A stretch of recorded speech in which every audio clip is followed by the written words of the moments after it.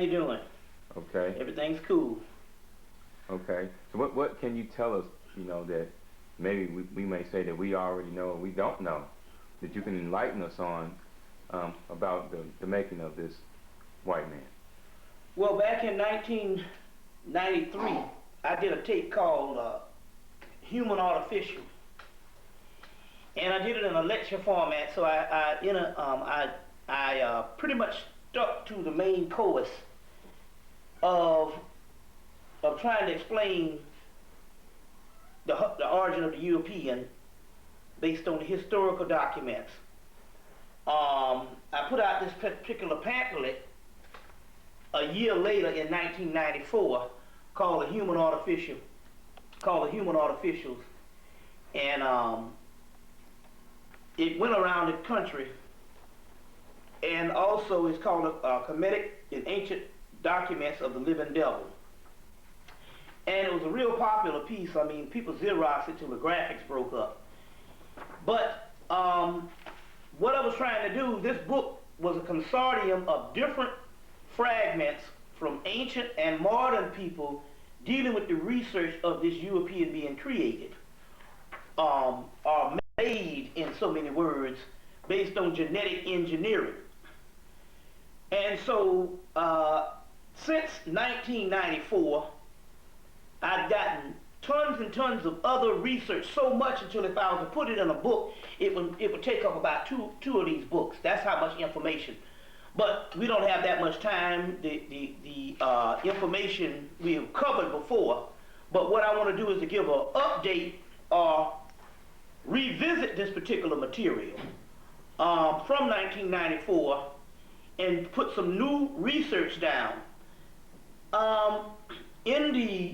In the school of academia and Western education, but in basically a good structure for education or academia period is, in academia you go by two types of systems, two types of ways of looking at things.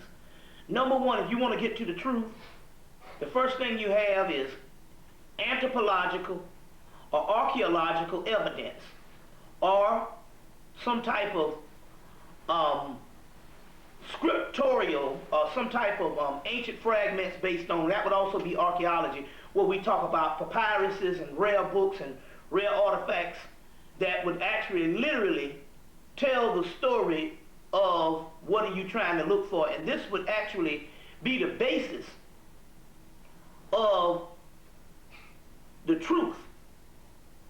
Now, you can have a theory, and a theory could be the basis on what you might say, give a synopsis of what you are trying to postulate when it comes to the origin of something, trying to get close to the meaning. And that theory can be viable, it can be substantial to a certain degree until archaeological and anthropological evidence comes into play.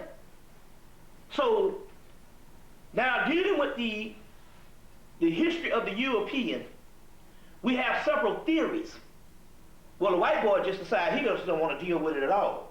You know, I mean, he analyzes things down to the T. But somehow when it comes to the origin of his self, and when we ask this question, well, if the black man was the original person, which Mead tells you, Mendel, Mead, and different other people, and all types of archaeological finds, late 1800s, early 1900s, late 20th century, all types of archaeological finds, including the, what's that, Newsweek magazine, 1970, 1987, or 88, I think it was 1988 might have been, and where they actually showed the two black people in the Garden of Eden. Mm-hmm. A Jerry curl virgin, but still yet. Still yet. This is the basic fact that most humans now understand that civilization started in Africa. But all of a sudden the European, all of a sudden he has a way to just basically become ignorant. Whereas when we ask this question, well, if the origin came from Africa, where the hell did you come from? Because you being the doggone opposite of that origin. You see what I'm saying? In color, prototype, you know what I'm saying? Phenotype, strength, any kind of thing across the board. Well, where did you come from? And all of a sudden, they never entertained the question. Few black scholars tried to entertain the question, but they went based on a theory. Shake hand to Diop, Dr. Charles Finch. They went on a theory of climate adaptability. But it's only a theory. And it stands as a theory until you find anthropological and archaeological evidence. Well, they've always had it, but what I did was is I combinated all of this particular stuff 7 or 8 years ago, and we got to the bottom of this. And so, but people still don't want to deal with it. People still want to deal with it. Some people say, well, what difference does it make? Well, it makes all the difference in the world if you have a hybrid species running civilization. Then, if you have problems in the world as indigenous people, you can pretty much say that in your lifetime, you should never feel comfortable with a hybrid species that has shown you forms of inhumanity. So are you saying this European, this Caucasian is a hybrid of sorts? A hybrid. I don't want to say mutation, because mutation or mutant is a natural phenomenon in nature. It might be a 1/1,000,000th of a chance, but it's still natural. You see what I'm saying? It might be a freak where you have a mutation after so many thousands and thousands of cycles. You have a mutation in anything, but nevertheless, nature does mutate. You see what I'm saying? The earth does have forms of mutations. You see. They go on all the time. So we don't want to call him a mutant. We want to call him a hybrid. A hybrid is a deliberate genetic concoction or a deliberate experiment. You see. Or a hybrid can be a mistake, but not a form of nature. Because most mutations in nature, although they are very rare, they don't occur to create a whole race of mutations. You know, over the years in the conscious community, we've always referred to them as mutants. Mm-hmm. You're shedding a light on a new science, right? The hybrid information. Hybrid, which we're talking about mock. A mock is a copy of the original. It's a knockoff of the original. This is a knockoff Breitling of the original. You know, this is a $6,000 watch in its original state. $39 in Canal Street, Manhattan, New York. This is a knockoff watch. There's a difference, you see. There's a hybrid state. And we need to make this very clear. What we're talking about here is an immigrant human. An immigrant human, something that migrates in. And as the Holy Kabbalah, A.E. Waite's Holy Kabbalah says, it is a, how does he put it? An intruder. Something that is not there in the beginning, that is intruding and perpetrating a fraud as a human. The fact of the matter that it was created outside of the general civilization of humanity, of ancient civilization of humanity, when it did show up, people took it as another strain of a race. You see what I'm saying? Another strain of humanity, or what you would call a different aspect of humanity. All because its incubation period was secret. You see, was secret. And so when people saw it thousands of years later, they automatically just thought it was a form of humanity. And as a result, this has been the mistake of indigenous people around the world, because number one, our nature is that to accept. We accept everything. We accept humanity. And there is a difference. give you an example of what we're talking about here. Because we'll get into the psychological aspect, but this is a good analysis right now. In the workplace, two kind of doggone creeds, two kind of natures. In the workplace, you walk past a black person you know, you say, hey, how you doing? You feel that person. You walk past that person 2 hours later, you might greet them again. You walk past them another 2 hours later, you might greet them. You might greet them all day. But that's us. We go by what we feel, and we go by how we feel about people. The difference. We go by how we feel about humanity. Whereas a white boy come, he might greet you in the morning. You see him 2 hours later and you greet him again, he might think you crazy. You understand what I'm saying? Now the difference here is this species goes by how you make them feel. So you know the old saying, well, I really like you, but you're not like the rest of your people. That is because they don't feel nothing for the rest of your people. They're only responding because based on the way that you made them feel. You might have made them feel a certain way. It's like the movie Bingo Long and the Traveling All-Stars, which is a basic fundamental thing in all forms of entertainment in America.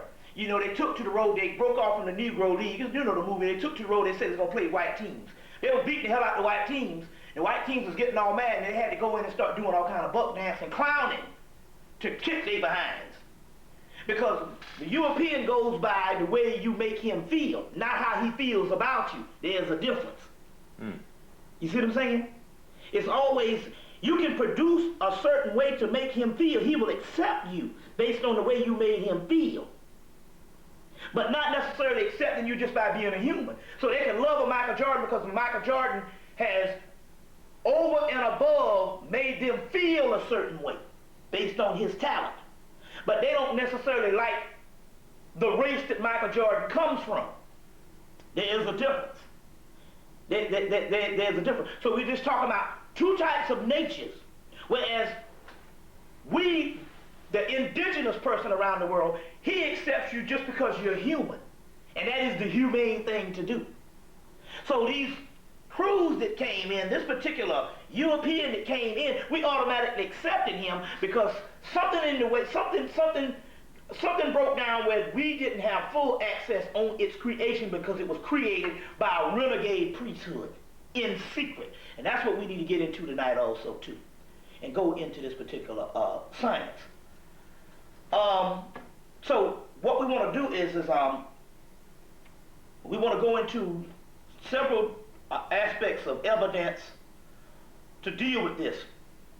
Now, let's get with the evidence right offhand so we'll know, so we can document some of this stuff. Do you know that Mary Shelley's Frankenstein is an adaptation of the creation story of the white man? Here's a book called Tobias Curtin, The Gnostics. The Gnostics is an ancient Camite group of Egyptians during the Alexandrian age and during the latter day period of Kemet at the temple of Isis at Philae. You had Egyptian priests that translated ancient hieroglyphic documents from Metanetta into Coptic religion. This is a book called The Gnostics. The Gnostics is a black ancient group, which in actuality, this is the group that Paul, Josephus, and other writers of the, especially writers of the New Testament, copied the Gnostics' work on the Gnostic Christ that comes out of Kemet, copied their works. And then when the Gnostics rebelled and said, hey, wait a minute, the Jesus that you're talking about here is not the Jesus that we worship, then the Roman government killed off the Gnostics and took their religion. You see the story. It's always a classic thing where somebody, you got two people doing something, one person takes the other person's stuff and then kill the person off. Well, that's exactly what happened. Christianity is a stolen legacy that was killed off by an ancient group of people that was killed off called the Gnostics. And basically, this is the origin of the New Testament. The key here with the Gnostics is they had a Christ long before the birth of so-called Jesus Christ of 2,000 years ago, which basically was mythological aspect historicalized as a political move done by the Roman government. The Gnostics basically were a later-day Camite group that basically refashioned the same Horus myth. The difference between the Gnostics and the later-day Christians, or what you would call, which is the Roman invention, is the Gnostics said that, as well as the Gnostics, the Hebrews, the Arabs, the Sumerians, just any ancient group. Any ancient group, because there's a discrepancy with all this Sumerian stuff and Babylonian stuff, because in actuality, Walter Williams is right on this one. They talk about all these ancient cultures, but we can't go nowhere and find them. They say that Babylonia was as great as ancient Kemet, yet we can't find them but some little clay tablets. we talk about a whole civilization we can't find. So obviously the white man is making up some stuff. But in so many words, these was nothing but doggone states of the same Egyptian government.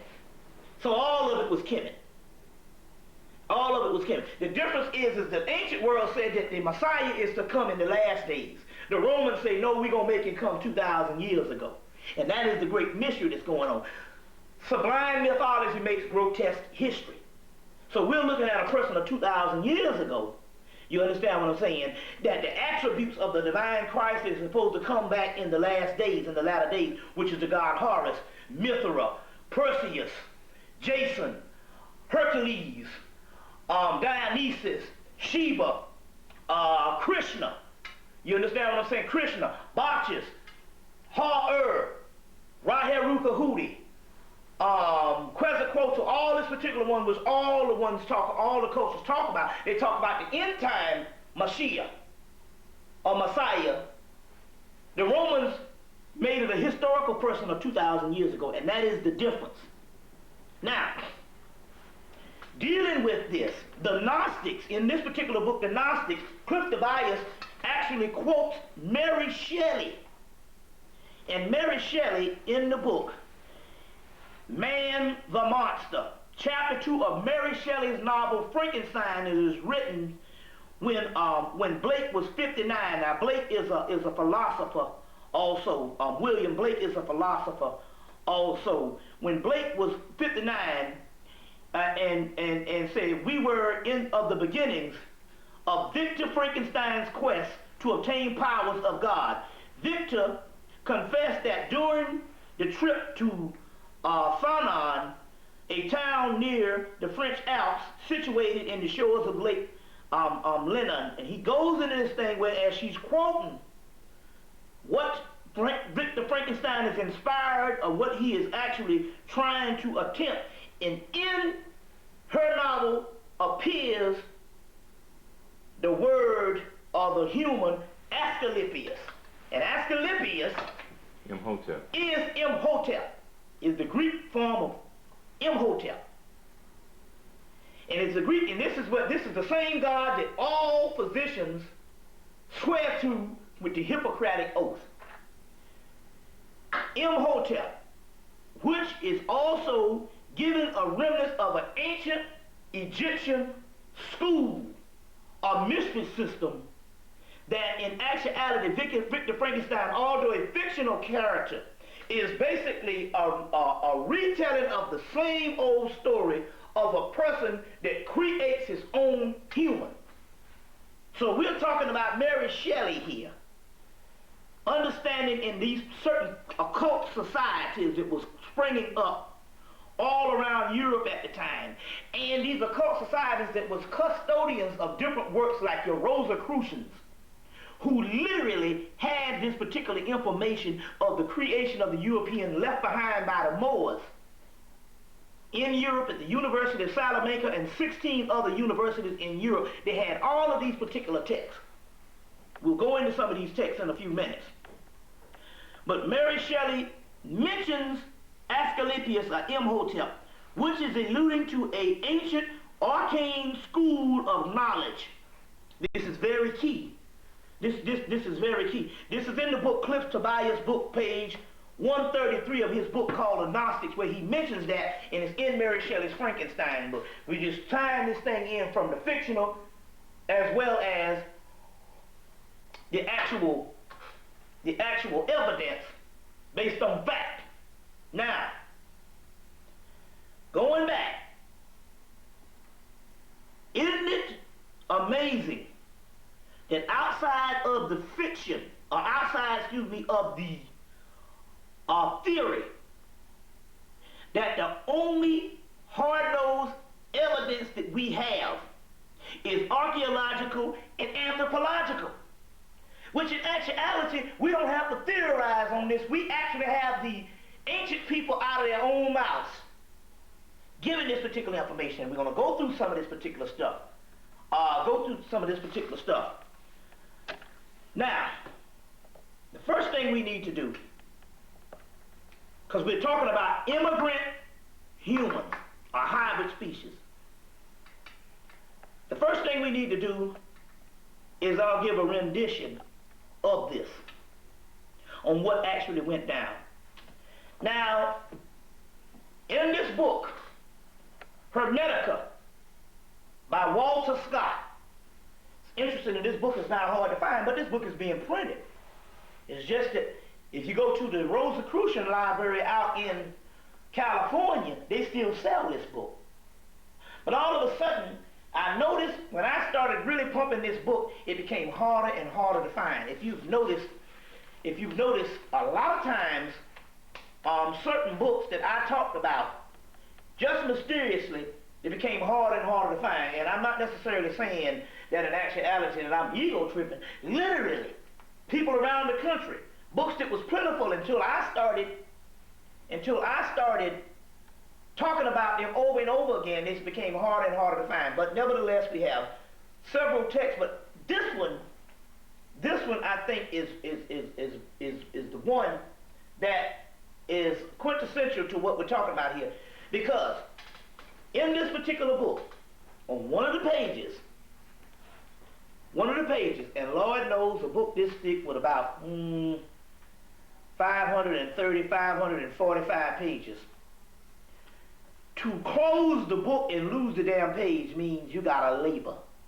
Because the book doesn't have an index, because it's taken from ancient fragments.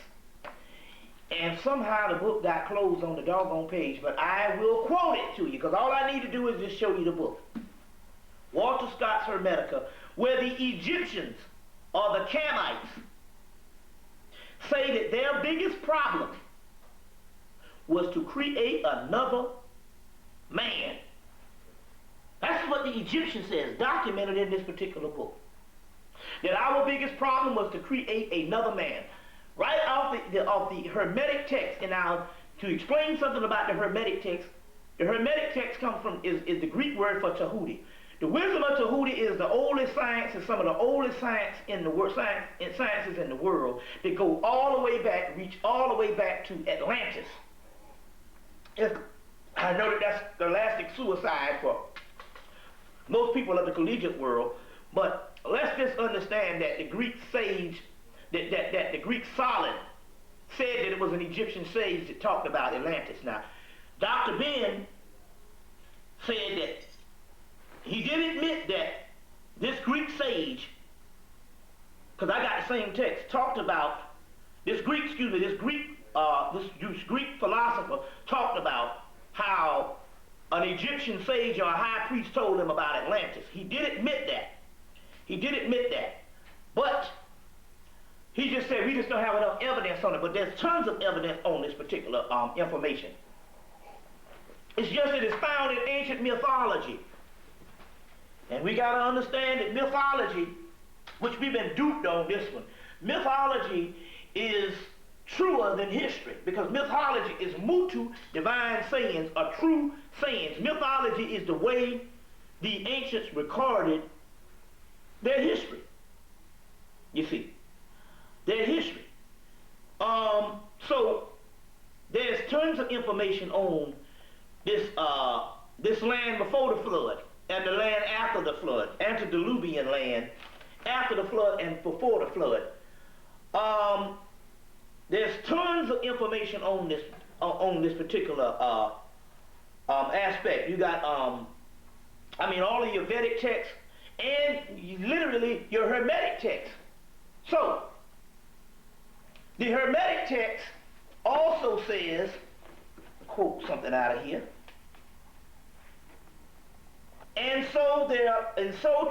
so too the kinds of races of men, that of birds and all the beings of the universe contain and generate individuals of like form of to their kind. And then yet there are other living kinds of living beings, which are devoid of soul, indeed, yet not without sensation, so that they are gladdened by all that does them good, and suffer the pain of all that impairs harm to them. Now this is the point I want to get here. The kind consist of all things are implanted in the soil and spring forth life, which from fix. I want to get right to the point right here. I'm going to get right to the point. Let's see if it's on this page, because this is most quintessential to what I'm trying to say. I'm trying to, let's see if it's on another page. I want to find the right page on this thing, because it says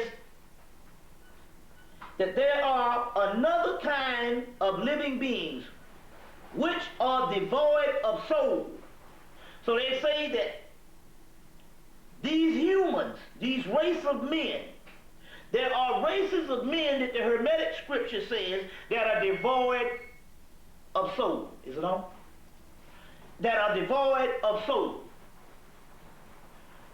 And they say that there are men with souls and men devoid of soul.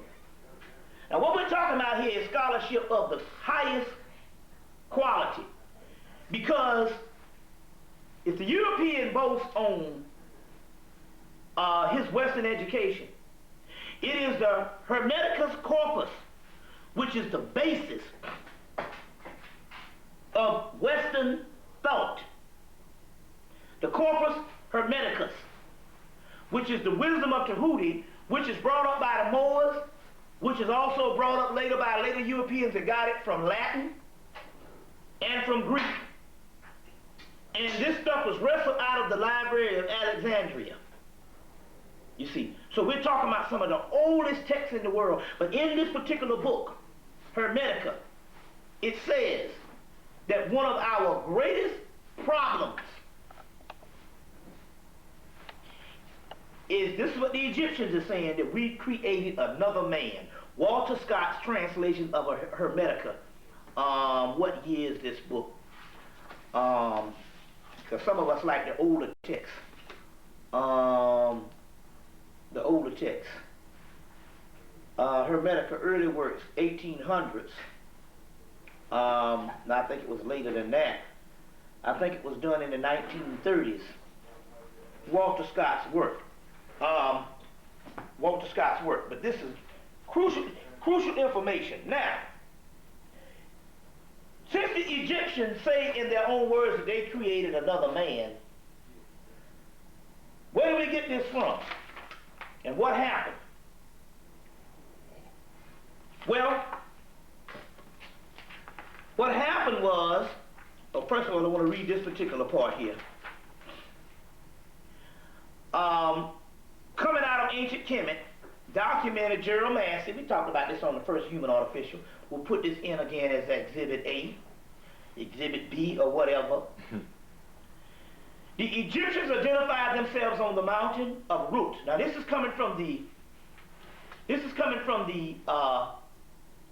temple of Seti I at Biblium El Maluk. What? I need to go over? No. Oh, blue cup. Oh, okay. Don't worry. We don't have to be formal and stuff. People who've seen a lot of my videos will know Keep going, brother. We don't have to be formal at all on my videos and stuff. You know, this ain't Channel 12. Anyway,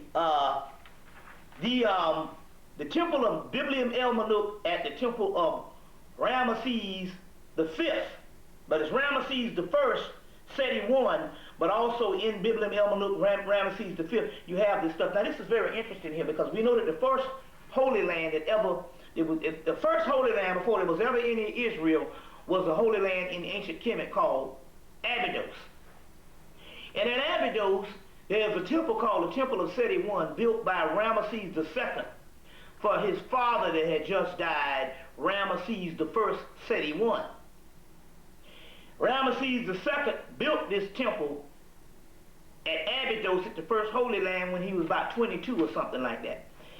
It is one of the most beautiful preserved temples in Kemet, whereas the bas reliefs in the actual temple, other than the engravings in the other temples, was raised. So in actuality, you could feel it, and it was actually raised off of the wall. And it's done in some of the most beautiful paint, and it's one of the most beautiful temples preserved on the inside. And it's very interesting about this temple.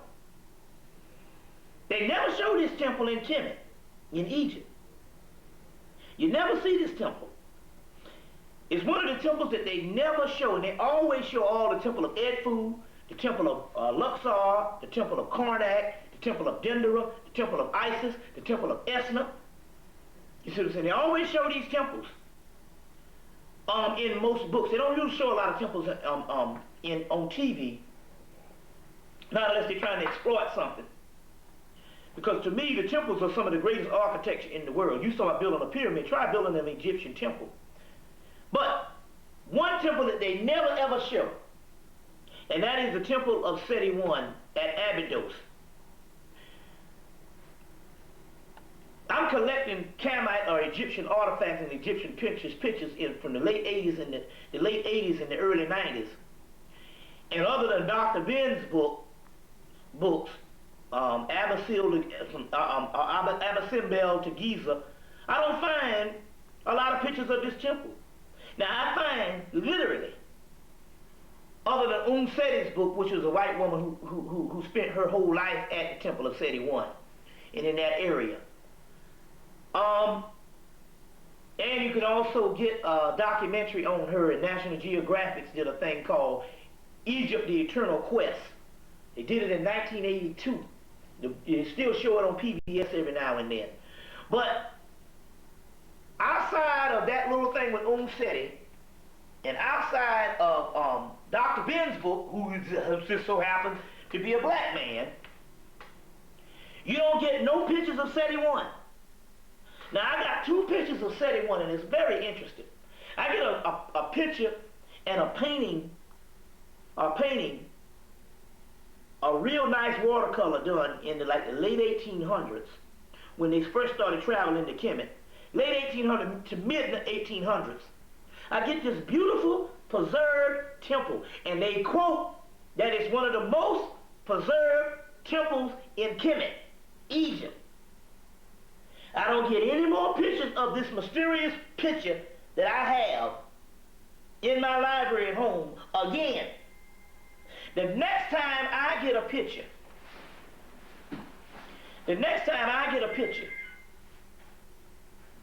is 1989, and the temple is completely torn apart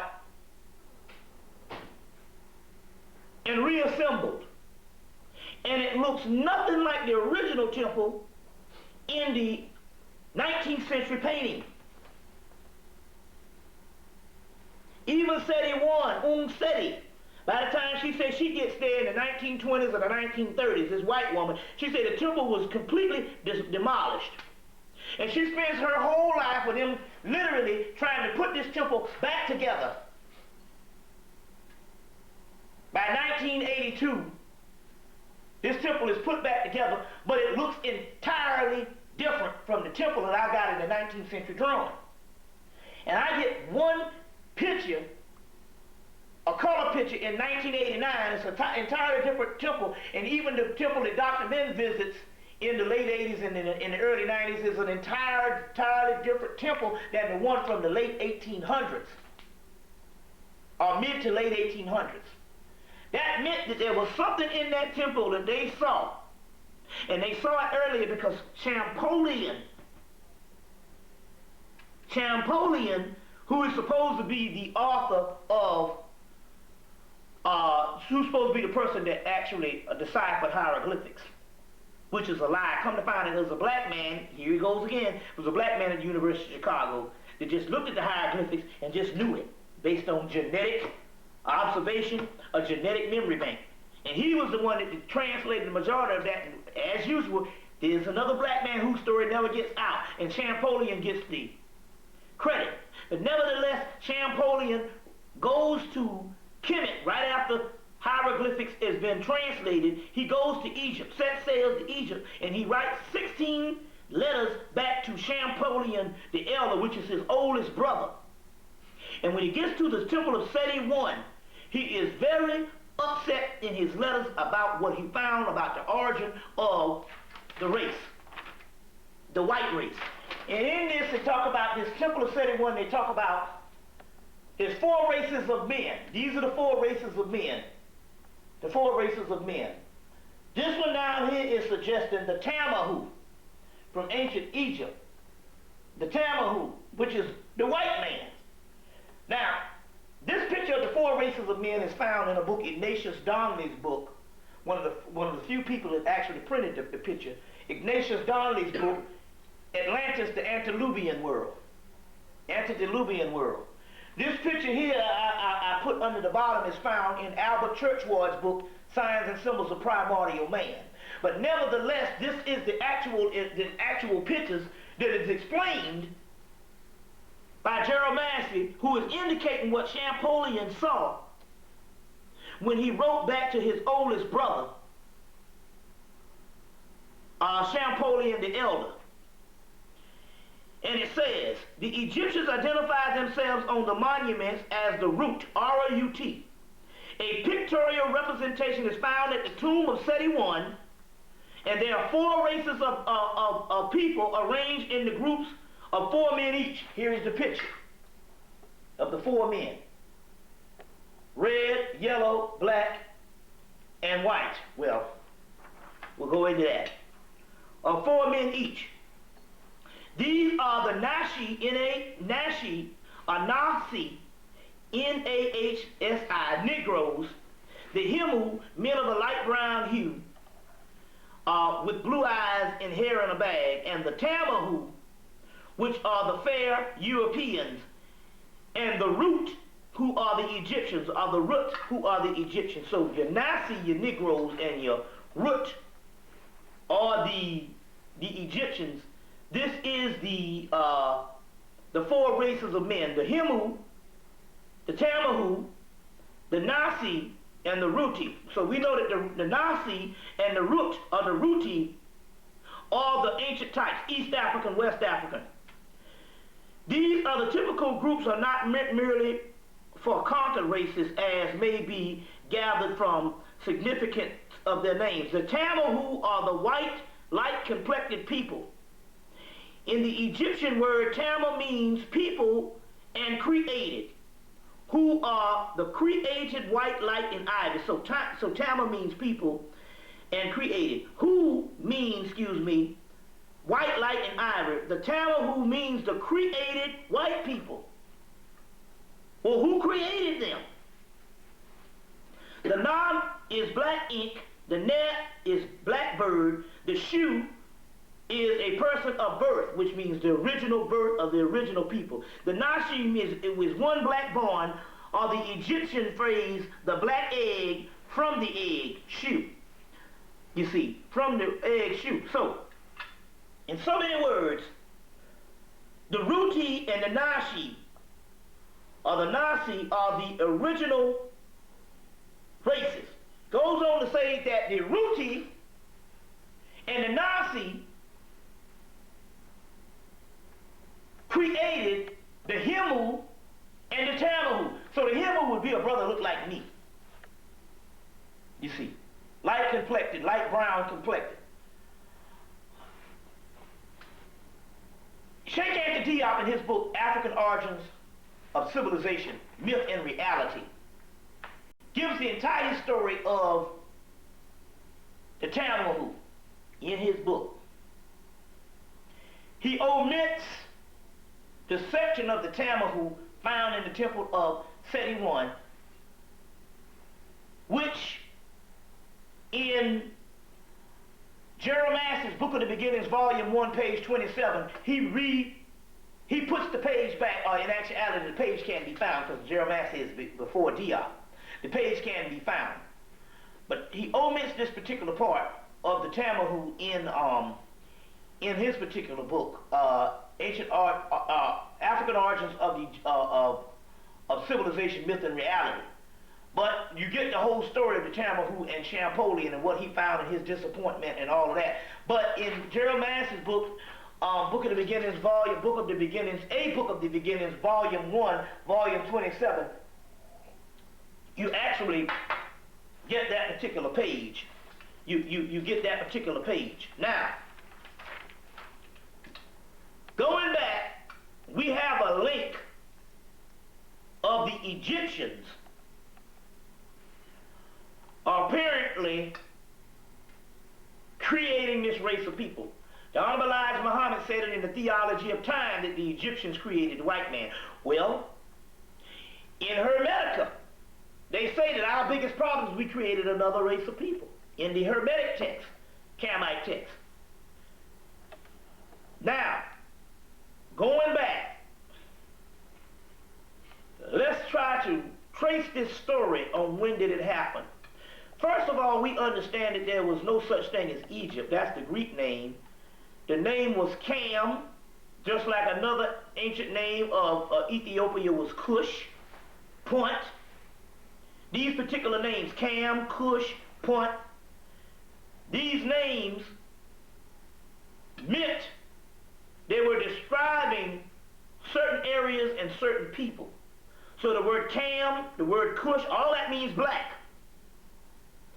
The key here is that the origin of Kemet goes back further than the 3,000 years. Well, the high priest Manetho gives us roughly about 8,000 to 10,000 years.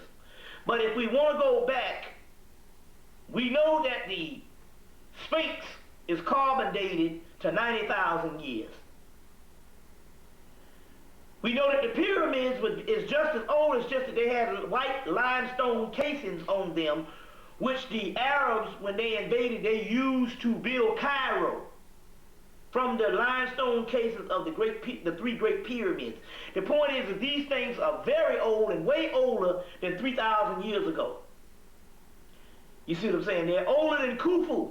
Now in your book, and then one thing I can say about the scholarship of Zachariah Sitchin is we know that he has his angle because he's trying to write something for the European Jews, but still yet, they have the money, they have the research to finance things. He can get several archaeological things that most people can't get. And yes, in his book, Stairway to Heaven, he goes into the science in the back of the book on forging the pyramids, which we know that the pharaohs in Kemet would come about and they would forge earlier temples, edifices, and buildings. You would, like Ramesses, take for instance, forged his name on the temple of Luxor and covered up stuff from Tutankhamun. You see. So we know that they would always, when they would do repairs on something, a lot of times they would either forge their name or they would get attributed to building the work. They said that Khufu did repairs on the pyramids. You see what I'm saying? Repairs on the pyramids. These things are way older than what we can suspect. So, given the age of the Egyptians, now Blavatsky's book said that the Egyptian priests would never tell the origin of what they were. They were just toying with the Greeks. In so many words, the knowledge that we get on the whole 3,000 years of ancient Kemet from Manetho's book Soptis is just that Manetho was toying with them. They said, well, the Greeks are so interested in chronology, just give them a synopsis. So the little 3,000 years, the little 10,000 years is some stuff that he gave them, which has all kind of discrepancies in right now.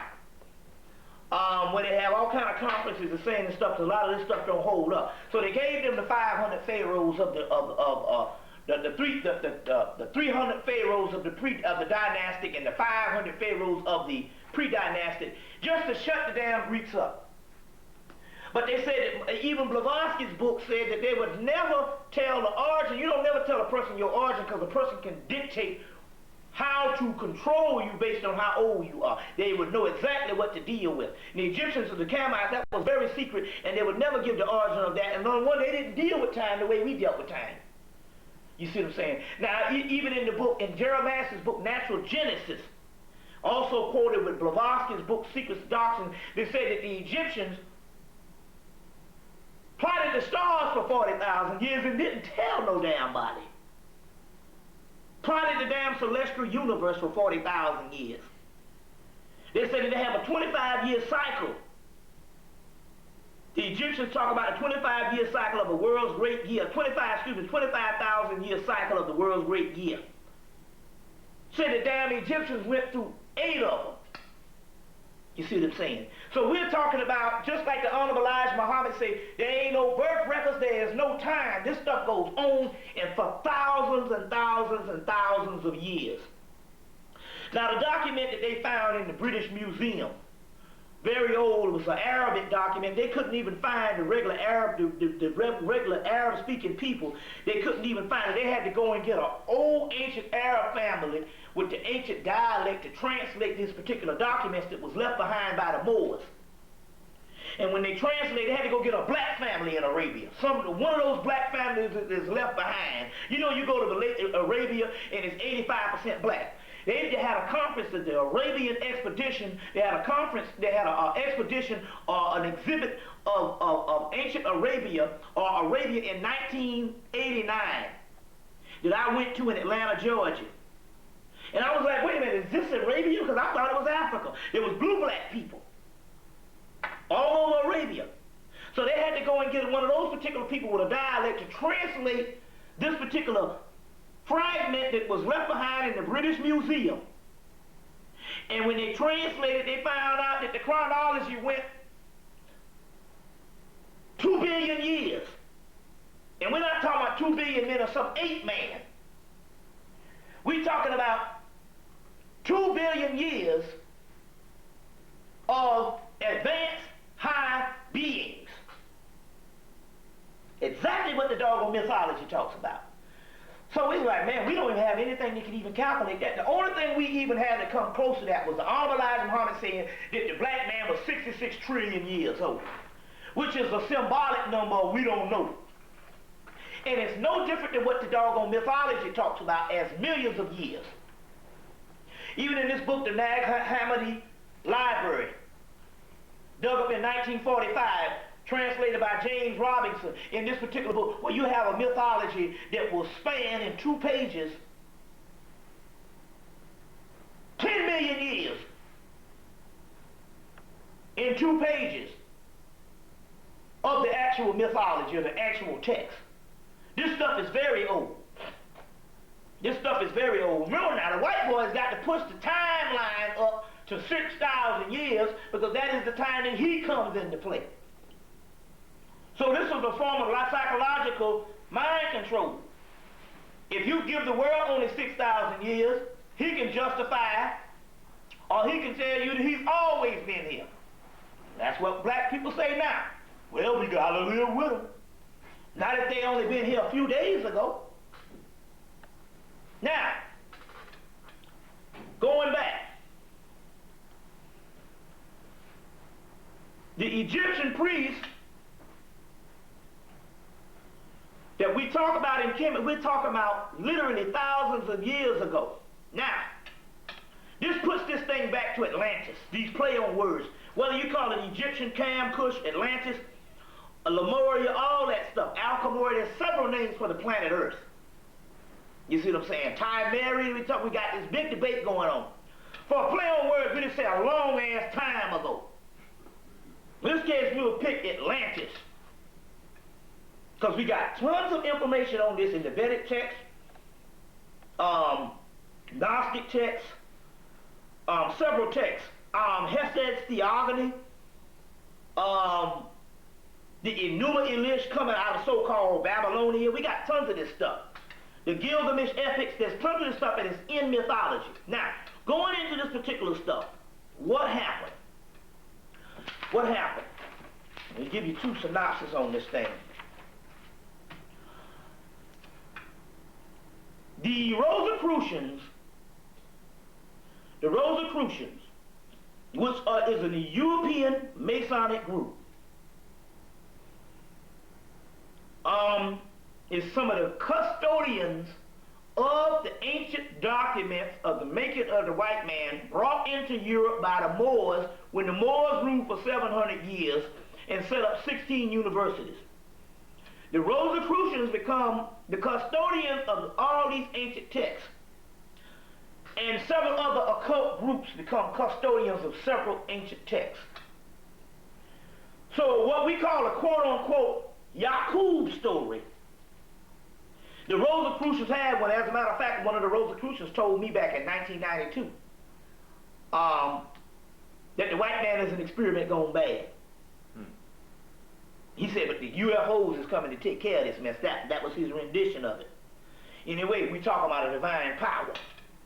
This is what the Rosicrucians said. The Rosicrucians also said that the only place where you can find the granite from the capstone of the Great Pyramid is only in one place, Stone Mountain, Georgia. So whether you choose to believe it or not, these people hold on to all kinds of secrets, and to this day, we talk about we live in an integrated society. Try getting up in them white lodges. See what I'm saying? That's why we shouldn't let white people up in our events.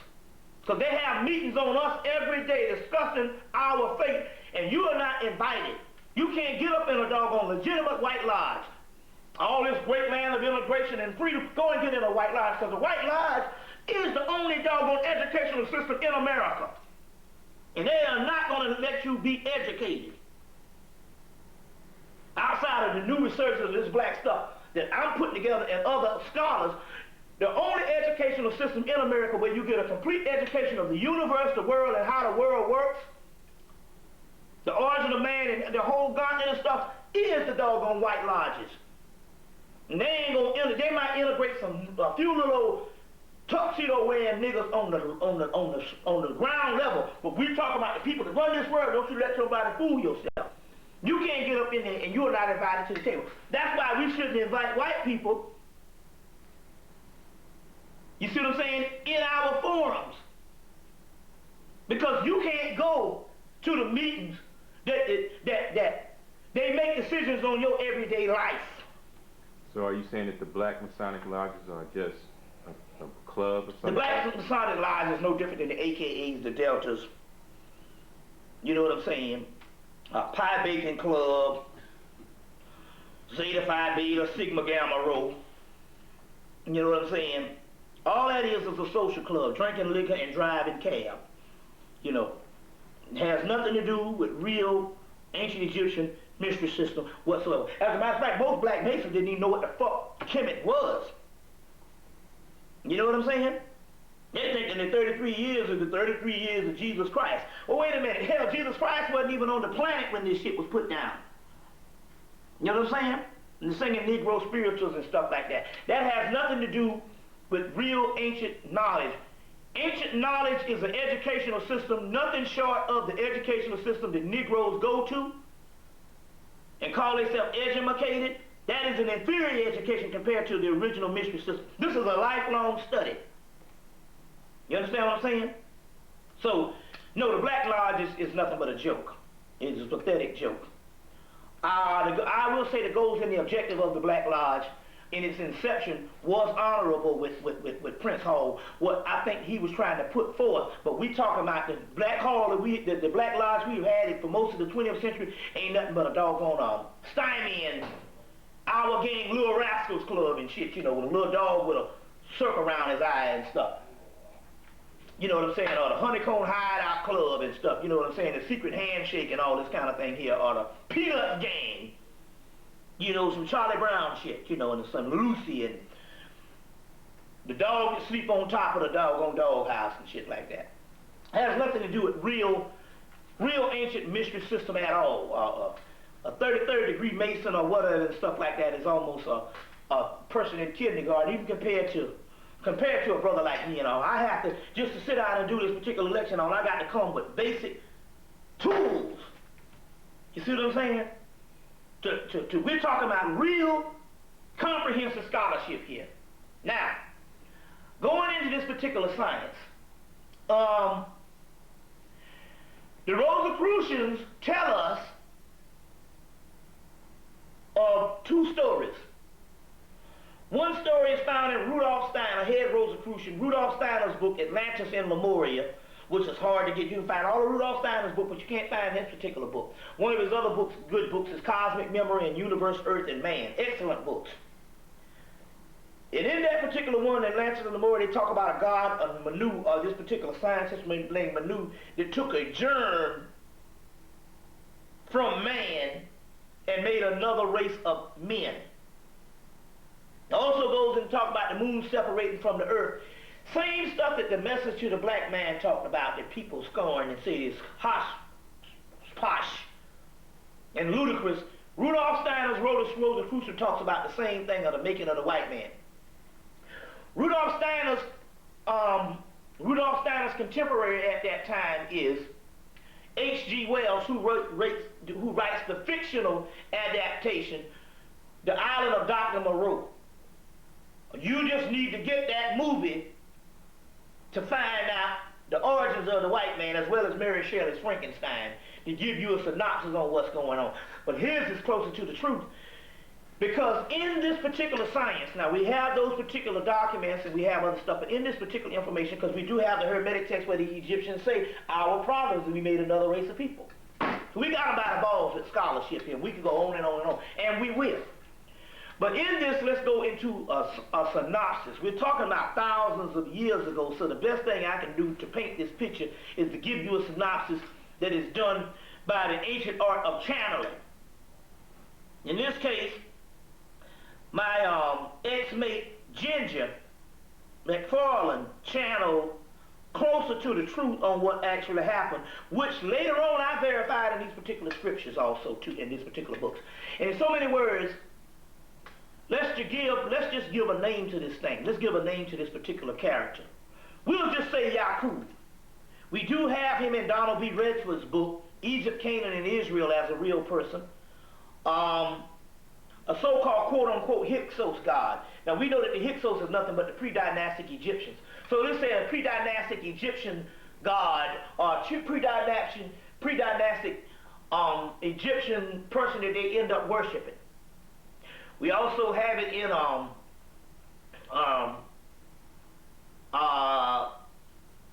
some other works, some fictional works, of a woman by the name of Lynn Carter's book on the mystical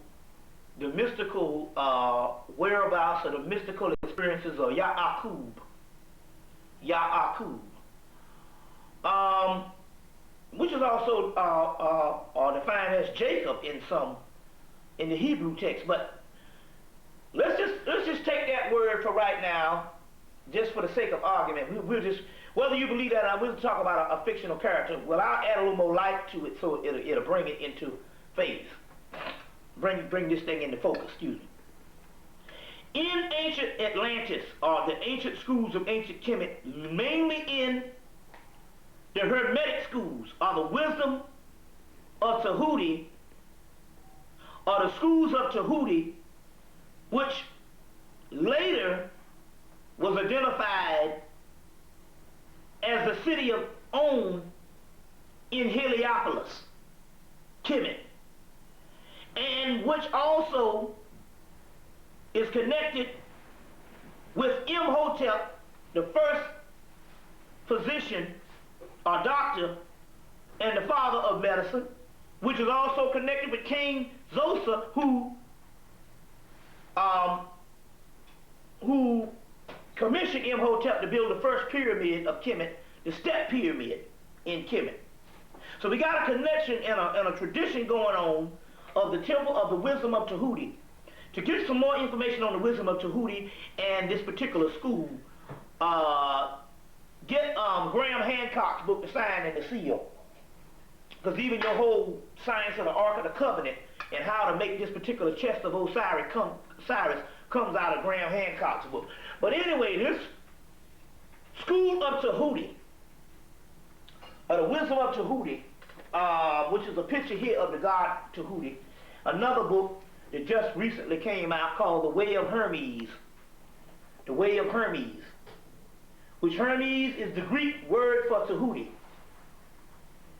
Thoth is another word, but Tahuti is the Egyptian word.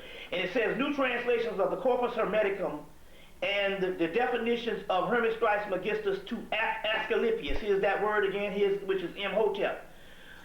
This book here is by Clement Solomon, Doreen Van Oyen, William D.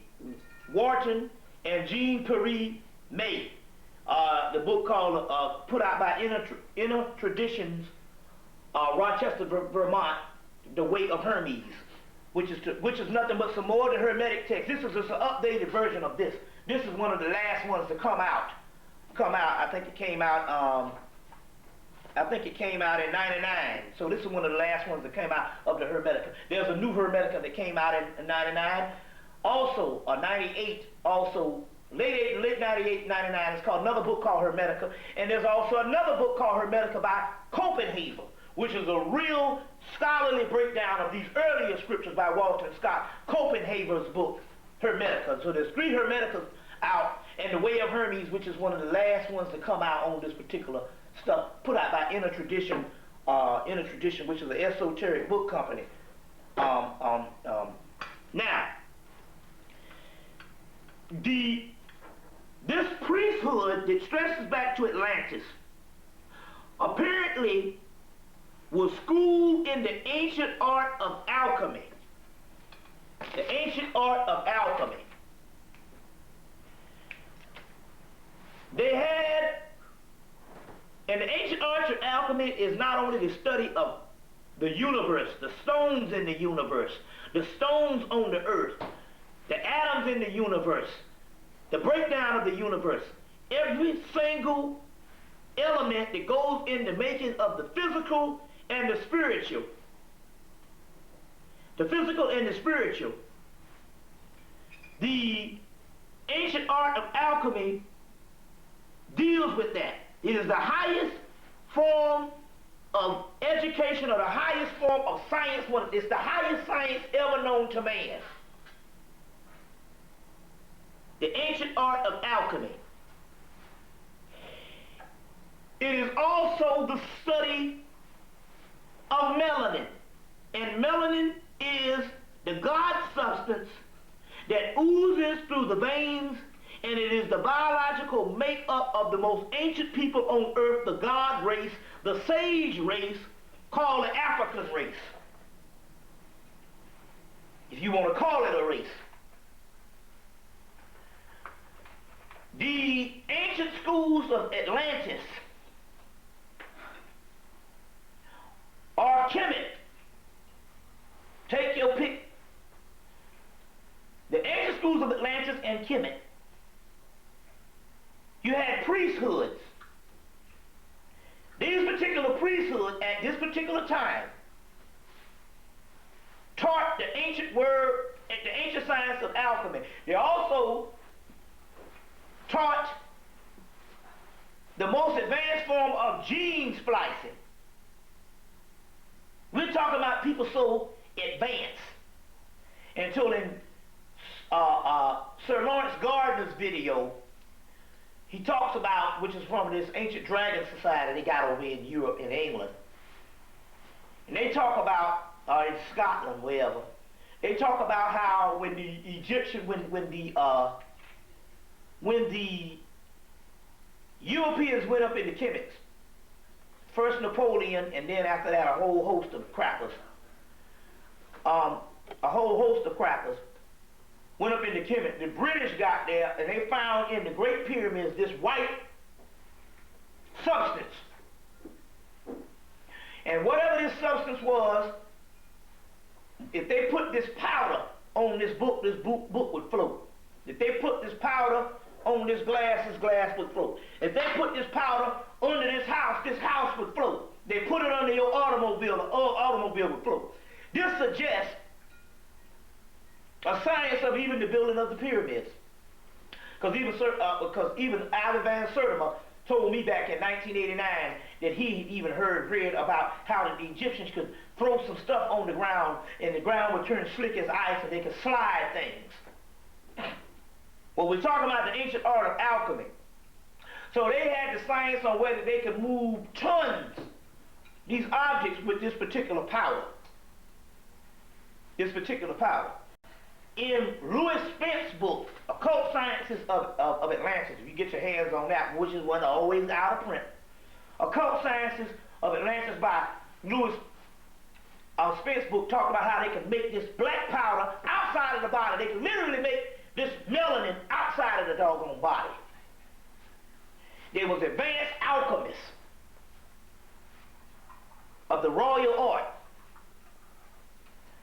They found out how they could make this particular science. Now, this particular substance. Now, the British came into to Kemet. They took this white powder and put it on a ship and set sail with this powder, a whole ship full of this powder, to set sail to go back to England with it. The fools didn't tie it down, and by the time they got back to England, the entire ship of this white powder, which if you put it on this glass, it would float, blew away, except a saucer full that they still got in the British Museum and some occult societies. So they had the ancient art of alchemy, even down to the ancient art of gene splicing, which the white boy has mastered at least since 1945, which we know of as cloning. Now, apparently in these particular schools, after hundreds of years or thousands of years of teaching people to master the body, master gene splicing, master alchemy, they had a renegade group of students who broke away from the main priesthood. And these particular students who broke away from the main priesthood traveled up into Europe, and with the ancient art of gene splicing set up laboratories in Europe, apparently in the caves.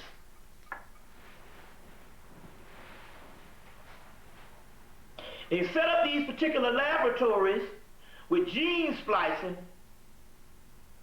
and they used several animal DNA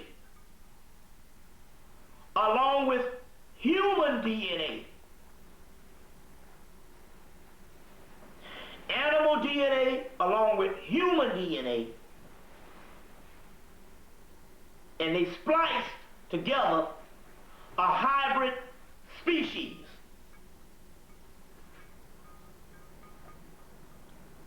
A hybrid species, a form of a counterfeit spirit, which has a mock nuclei and one ring of consciousness, which is a mock. It is a hybrid species. They use different aspects of animal DNA, ape DNA, pig DNA, cat, rat, dog, whatever, and human DNA. And the end result was that the first level of that particular one was a very advanced level. It was a Sasquatch. I know this shit sounds funny. You know, a Bigfoot. You know what I'm saying? It sounds funny, but truth is stranger than fiction. Exactly.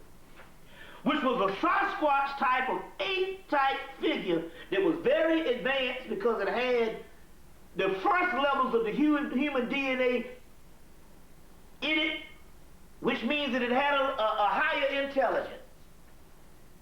And from that, they grafted down several species down to what you get is the doggone European, which was like a dumber form of a species, which later on the intellect had to evolve. It's in the movie Multiplicity. Remember they were cloning? In the movie they was cloning down, and he cloned two of them, and he cloned that third one, and he was dumb as shit. You remember that? That's what we're talking about here.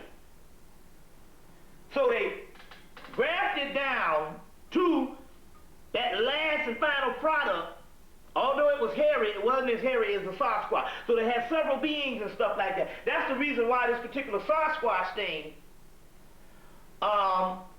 can stay out of sight. What little races of that is remaining and stuff, they got stories on this particular stuff. That ain't nothing but a relative of the doggone European. Now, in 1999, coming from Penguin Books, why is it that they would republish some H.P. Lovecraft works, which is published by tons of doggone authors, tons of publishing houses, but in this particular one, Penguin Books out of England, in 99, they would republish something. They would put a footnote in the back, the facts concerning the late Arthur Ginman and his family, which is supposed to be a fictional character, but this is interesting because we know that H.P. Lovecraft was a form of all types of occult scientists. And H.P. Lovecraft was a so-called fictional writer that wrote all this stuff on the Cthulhu mythos and these ancient race of beings and stuff, which their chief avatar, or their chief person that is over these ancient race of beings is a black man by the name of Nyarlathotep. The H.P. Lovecraft says this in this particular thing. Resounding opening utterance is one of the most celebrated passages of H.P. Lovecraft fiction that contains a curious phase of science, perhaps to be the ultimate exterminator of our human species, and if separate species we be. Now, the last clause is critical. This generalized statement concerning the possibility of human beings may not be entirely human. Is not logically deductible from a single case of miscegenation.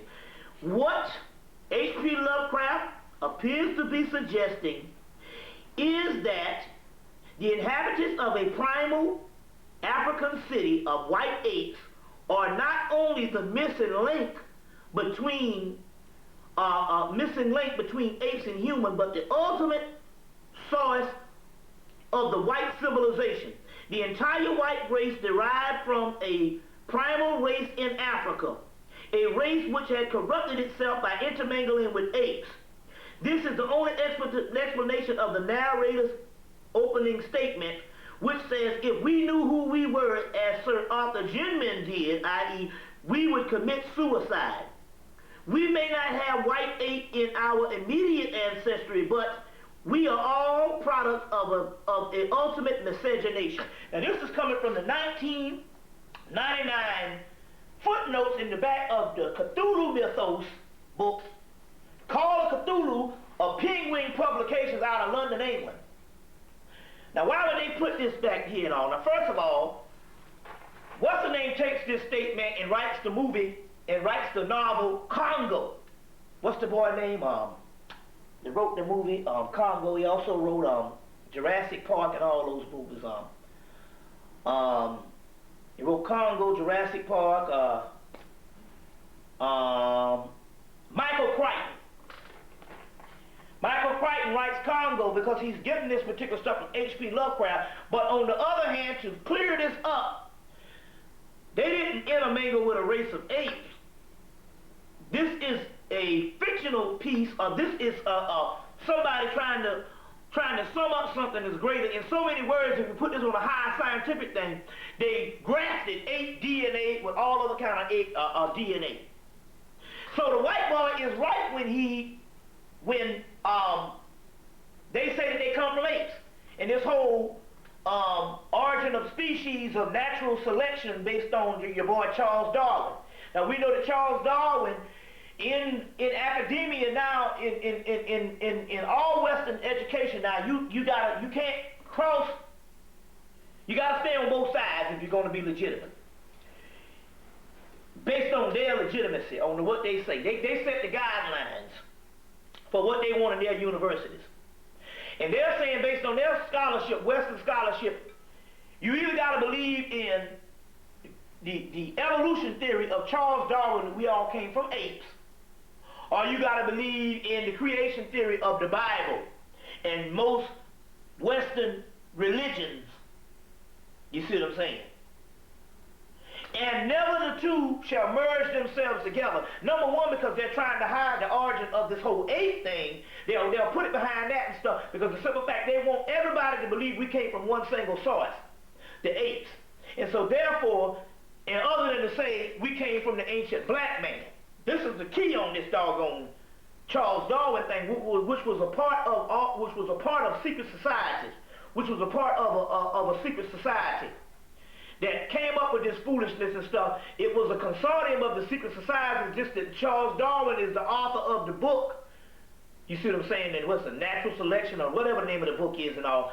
So he gets credited for this particular Darwin theory, but it's the secret society's plan to somehow cover up the fact that the black man at that time was the ancient origin of everything. Now this stuff, the Darwin stuff, comes out around the same time that the white man in England was interested in the origin of races and pulled that old fake ass shit called the Piltdown man, where they went and got some couple of bones and put them all together, buried them, and came and found them and said that the origin of man was in England. And the shit stood for years until somebody came and found out the shit was a fake. The Piltdown man came on the heels of them finding some bones in South Africa. They later on found the Lucy bones in East Africa, but they found some bones in South Africa that was very old. So this whole thing that is going down with Charles Darwin and all of this stuff is going on at the same time, where they're trying to either authenticate the oldest man being in England, which is some old fossil hybrid species, or some old ape species, or the oldest, or they saying that man came from ape. So some people say, well, Bobby, they got these hominid species.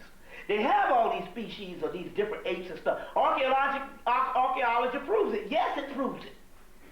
It proves that there was different species of ape, but it don't prove that our black ass came from it. You see what I'm saying? See the mind here that thing is? Yes, we have different species of ape, just like we got a damn saber-toothed tiger based on a modern tiger. We got different species of birds.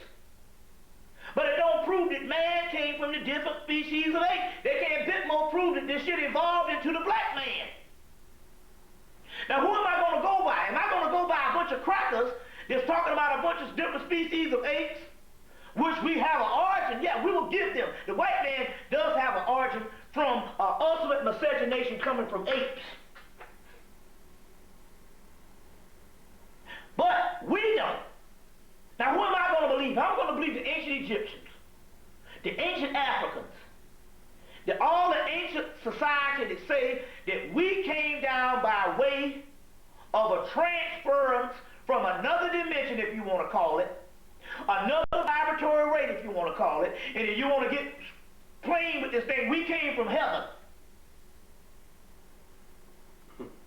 We came from the star Sirius, as the Dogon say and the Egyptians say. Whatever you want to call it and stuff, how is it that all of our ancient people, the most advanced people on the earth, never suggested we come from apes? But I'm going to believe Charles Darwin, a white man. But I'm not going to believe what the Egyptians say. I'm not going to believe what none of our ancient black people say. We don't have an African on the planet. We don't have no ancient people on the planet. We don't even have the Greeks.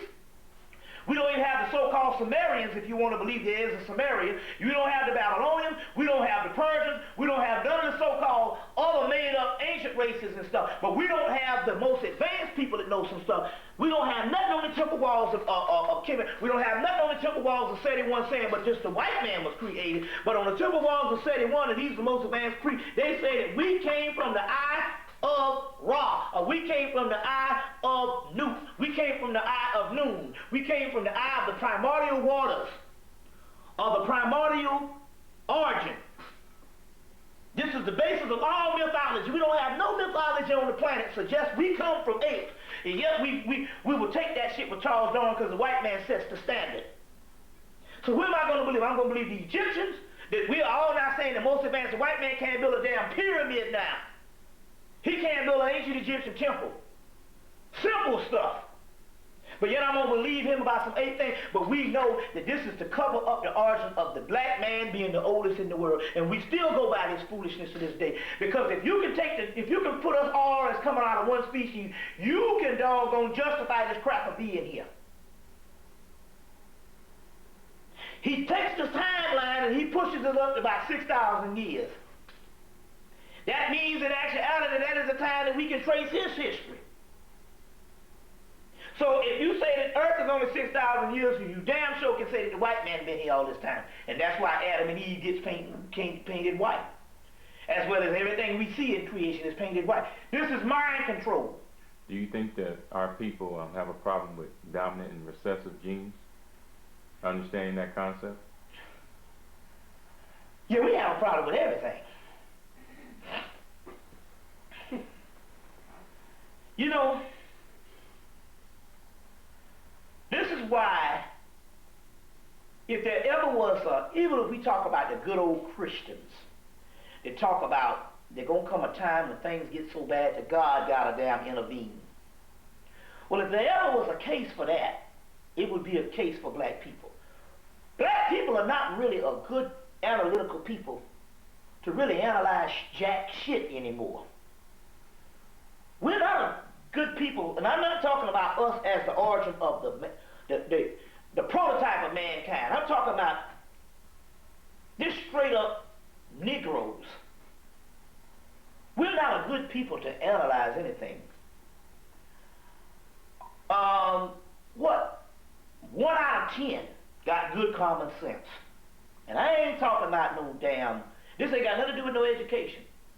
We are literally subjects of the United States government, and we just basically cows grazing in the field.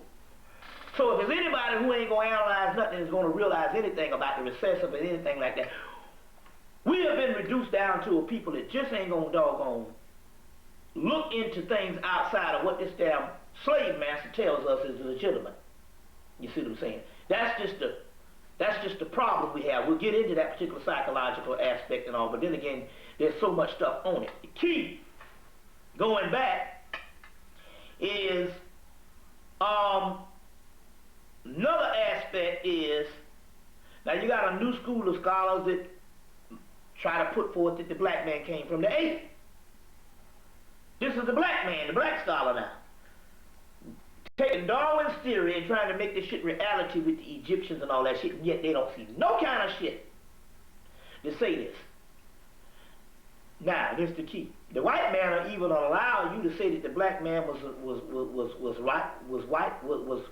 original, and he can even say that that he'll allow you to say that climate and adaptability made the white man, as long as you agree that everybody came from a fucking ape.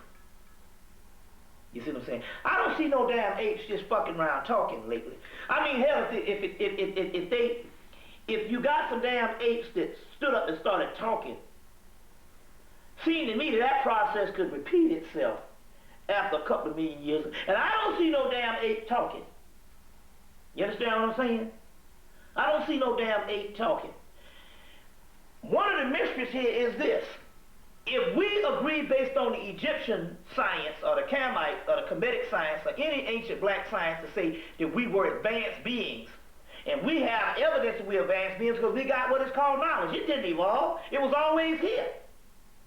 So how is it you got advanced beings? And going by the premise that most of these black scholars are saying that there was a group of Africans that got caught in the ice or the ice age.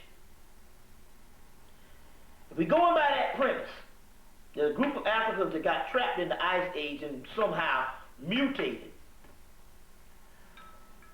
Seems to me, if you're an advanced being, because they were saying that they make the premise that these were some type of dumb hominid ape-like people that got caught in the ice age. They was black, they was apes, but they was black. They was some kind of black ape. You see Now they done got a motherfucker, there was 8, but they was black. Or they was black, but they was some stupid type motherfuckers, like a black caveman. All kind of shit. But there was some old dumbass people that got caught in the Ice Age, and over a couple of thousand years, a couple of hundred years, they mutated into white people. Now, if we take the premise of the Egyptians, we was always advanced people. How can an advanced motherfucker get caught in any damn thing? It starts snowing outside. You gotta take your ass on the inside. Here's an advanced people, all of a sudden, they can't take their ass back to Africa. You know, they're advanced. Gods, more advanced. They can build a damn pyramid, but they can't get the fuck out the snow. You know? Take their ass back to Africa. A climate to a warmer climate. Migrate to a warmer climate. So they get stuck in the damn ice and turn white. They can build a damn pyramid, but they can't goddamn build a good snow sled. And I'm supposed to be buying this dumb shit. You see what I'm saying? Sounds like a conspiracy to me. So if these people were advanced, they either know when some weather ain't right. You know what I'm saying? It don't take an idiot here. We the dumbest we ever been, but we know to get out of some fucking cold ass weather. But all of a damn sudden, these people get trapped under some ice or so shit and turn into white people. You know what I'm saying? A nigga can't stand a cold room to this day. How the fuck he gonna stand some goddamn ice? Anyway, going on with this thing. They were advanced beings, and then the other thing is they trapped in ice. Well, the Eskimos live in ice, and they lighted up a damn blue black man, and I ain't seen them come down with some shit that look like fucking leprosy, or some type of mad cow disease that make a motherfucker turn white. And they live up in the snow too, and they lighter than the damn Africans, and yet they ain't turned white yet. You understand what I'm saying? So, going into this particular science, we have a gene splicing that comes out of some ancient scientists.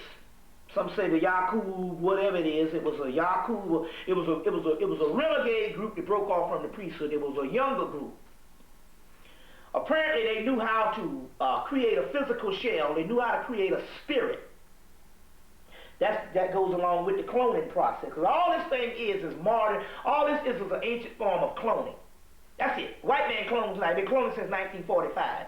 This was an ancient form of cloning. That's all this is. Gene splicing, growing something, growing cells. But in this case, throwing a whole bunch of animals up in the pot and making what this monster you have, Monster Man, Frankenstein. So this renegade group breaks off and they do this particular stuff because we also have the text where they said the Egyptians said our biggest problem is we created another race of men, or we created another man. And so they break off and they do this particular, this gene splicing, and from that they even make various other forms of races, mainly your Asian, and different things like this. And they make various other forms of races. Now, by the time the Egyptians that have this particular secret, they spend a greater part of the dynastic period keeping this newfound hybrid race out and writing on them, such as the text in the Egyptian literature, that they talk about the Egyptians' idea of the barbarians. And the barbarians, they talk, well, this is coming from the Chester Beatty Papyrus. The Chester Beatty Papyrus, which is another hieratic papyrus of the British Museum, Chester Beatty Papyrus, that talks about the Egyptian idea of the barbarians. They live in a miserable part of the world. Their water supply is wretched. It forces them to lead a nomadic existence. Although the ways of communications are poor because of the mountains and forests, hence they have a restless nature and always grumbling. That's what Honorable Elijah Muhammad said. And they cannot finally be defeated since the time of Horus. However, because they are treacherous, they do not openly announce the day of battle. Like thieves, they shun a united army. The Egyptian Book of the Dreams is characteristics of the followers of Set. Now, in this time, Set Typhon at this particular time, when this particular document is written, is already reduced down to Satan. You understand? The prototype of Satan. So the followers, the Egyptian Book of Dreams, the characteristic followers of Set are Satan. It is not surely by chance that we find the word Asiatics that were in this corrupt passage. They are not to be far supposed that according to the other book of dreams that the followers of Satan are Set in this particular form, are particular foreigners. Foreigners are Sethian people. Their sexual conduct is reprehensible. They are given to drink and they are quarrelsome and murderous. And they will indeed reach the west because they're in the west now, but will land in the netherworld. And they will not indeed reach the west because the west is corresponded in Egyptian mythology as the Osirian kingdom. But land in the netherworld, which is this oblivion, you see, this oblivion that they're talking about. Even if a person becomes an official of the Pharaoh, they are also say that the Egyptians were teased with they married outside of the whole Kemetic family and all. Also in the book, The Intellectual Adventures of Ancient Man by Henry Frankfurt and John H. Wilson, they talk about above Kemet abnormal people. No, abnormal people. And below Kemet normal people. So they talk about it in this particular book. They also talk about it in a book called Abduction Extraordinaire, that they talk about this particular part where they say abnormal people above Kemet. And they were talking about this miserable Asiatic that they called them at that particular time, or this European. That they even suggested that they even go in and talk about the mountains. They talk about the mountains. They talk about these mountains, or the Caucasus Mountains, and they say because of these mountains, the communication is poor. That lead them to, they're always grumbling. They can't even speak. Barney talks about how the Egyptians taught them to speak. Well, in this passage, the Egyptians talk about how they couldn't even speak. And the communication is poor because of the mountains and this Horish land that they come from. This is the Hieratic Papyrus of the British Museum, Chester Beatty Papyruses of 1935 that they got from ancient Kemet. Chester Beatty would be the person who bought the papyrus, and so therefore the papyrus is named after him also too. The Chester Beatty Papyrus. So, moving right along.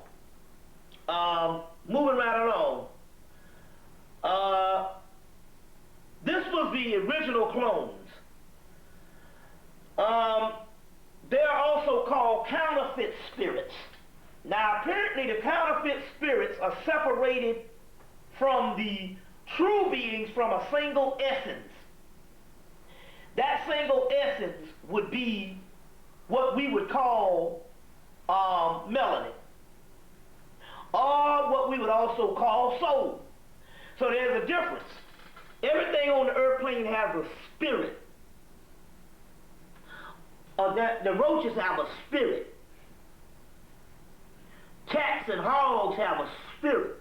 A spirit is what makes everything move along the earth plane. Not everything has a soul.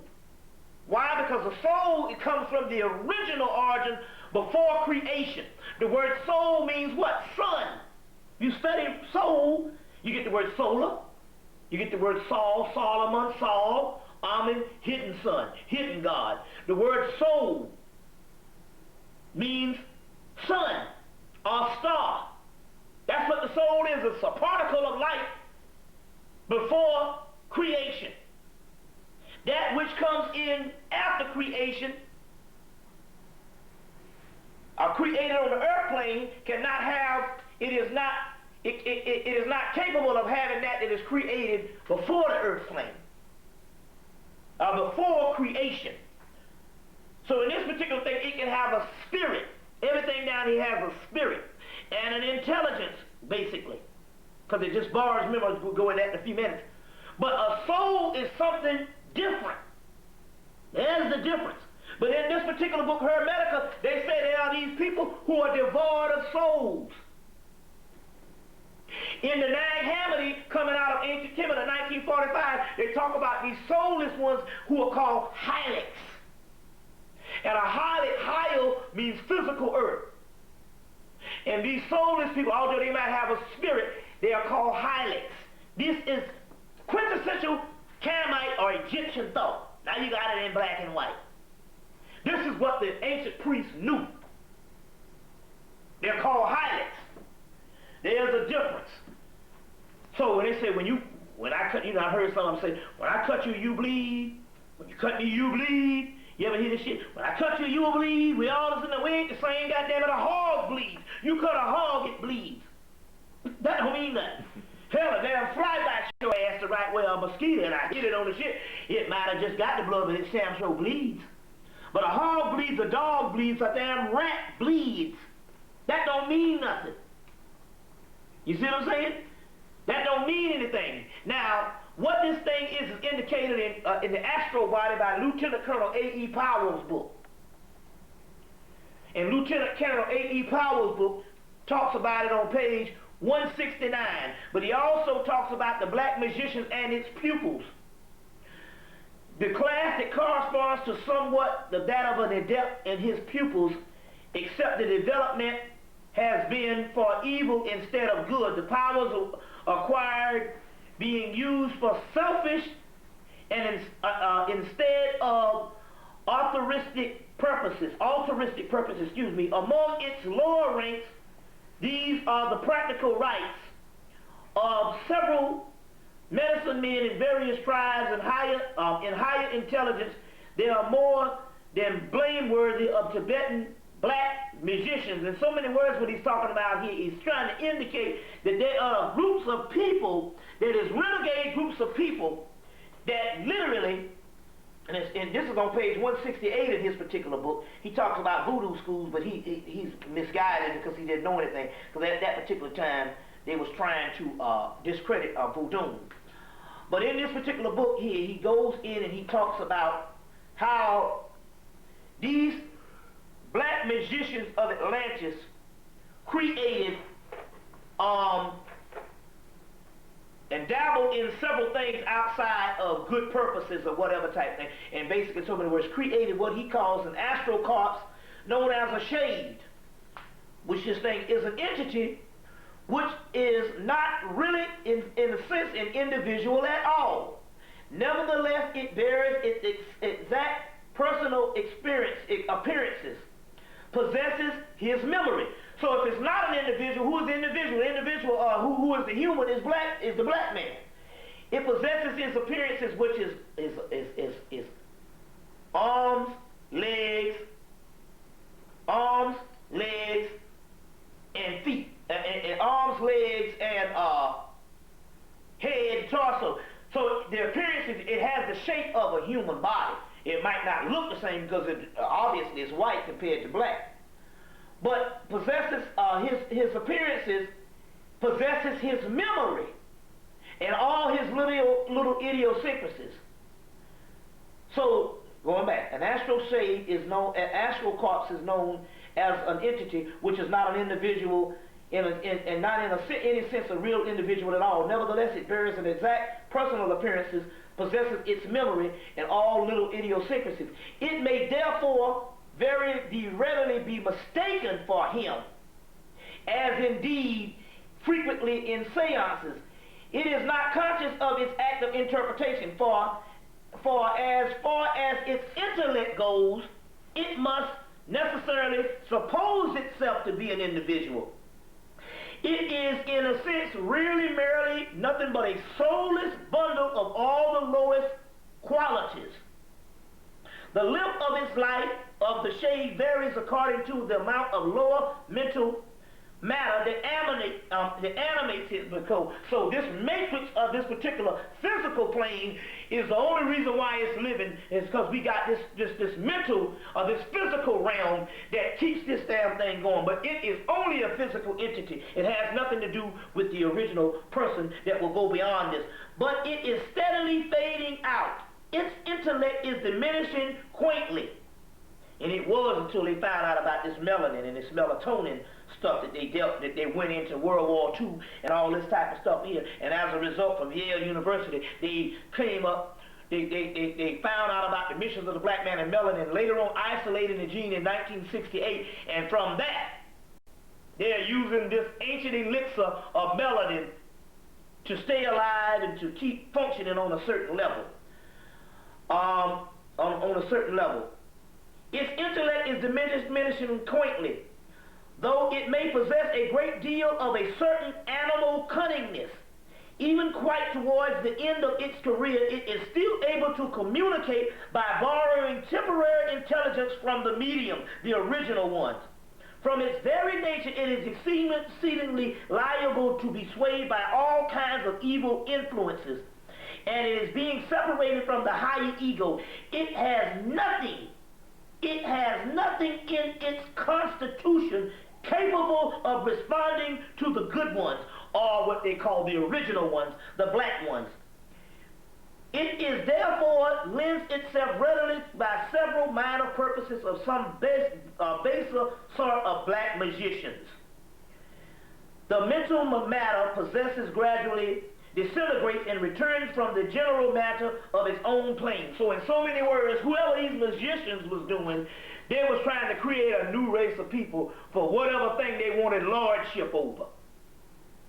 And they ended up dying up, and we get these damn fools running the damn earth now as an experiment gone bad. This is the astrobody 169 of the astrobody Lieutenant Colonel A.E. Powell's book that I mentioned in my tape, Human Artificial. Moving right along. Moving right along.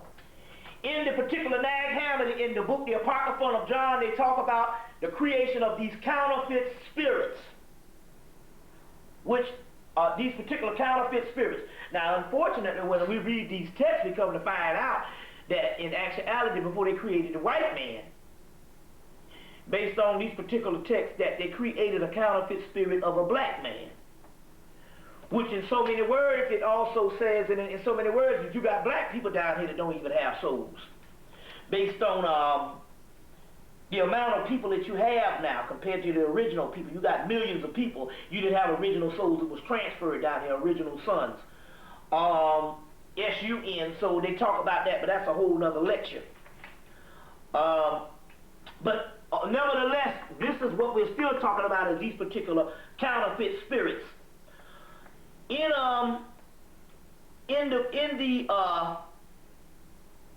Blavatsky's book, they talk about a chapter called No Shadow, No God, because the shadow in Jungian psychology, and the shadow is also that's in the shadow that is also in that they talk about that she's talking about in Blavatsky's works is nothing but melanin. Melanin is the key component, which in actuality is a substance that is created by a soul.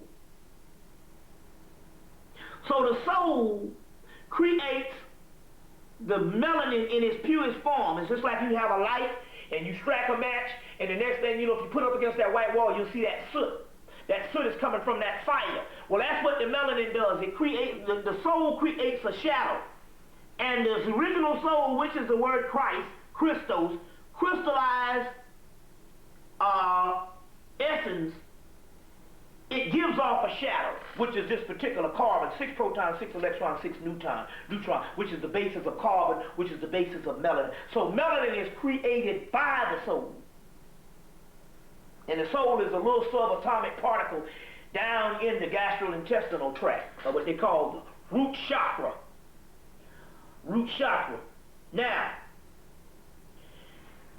because it was an animal man, you always get this, you get this particular picture, and every now and then you get this particular picture here of, this is a picture coming from, like I said, I had a friend named Wesley X, had a lot of real pictures coming from Paris, France, where they had a lot of Europeans. They have a lot of pictures over in Europe of babies or children born with tails. This is one that I was able to get on the European, born with a tail. Born with a tail, but it's I got a better picture somewhere at the house and all, but this is the one I reproduced in the particular book, Human Artificials. But in so many words and all, there's several ones, and they got several pictures over in Europe where this is common. They just amputate these things now at birth and all like that. They just amputate these things at birth also now. Now moving right along. In so many words, because this particular entity comes in at a time and not at the time before creation or during creation, where it's transferred down here. This particular entity that we call does not have the full function of the pineal gland, which produces the melanin or synthesizes the actual melanin. It doesn't have the full function of that particular pineal gland. As well as we know now in the whole mysteries of melanin, even to the point where as it's inferior sexually, and now the new thing with Viagra is made of melanin, which is proved. We even have the brochures that we'll get ready to have this Hemmit summit down here, where they literally showed the white boys taking doses of melatonin, and as a result of taking the doses of the melatonin, they had advanced, heightened sexual activity, arousal. So the Viagra and several things right now is made of the actual melanin.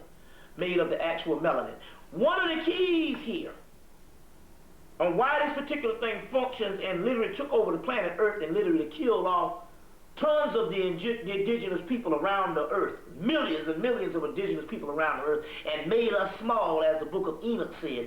We even became food for them. As the book of Enoch suggests, R.H. Charles' book of Enoch, the Ethiopian book of Enoch, was not added into the Old Testament because, number one, it's way older. We have become food for them. Now they're taking the melatonin pill so they can do this stuff in style. But the reason why they're this way at all, because the simple fact that they have a closed down heart chakra. Now, based on the Egyptian, the heart is the gateway to the outer universe. It is the gateway that suggests also something of a primordial nature, because they didn't come from a primordial nature. Their heart chakra is closed down. That means that they don't have the type of feeling we have. They have a guilt deficiency.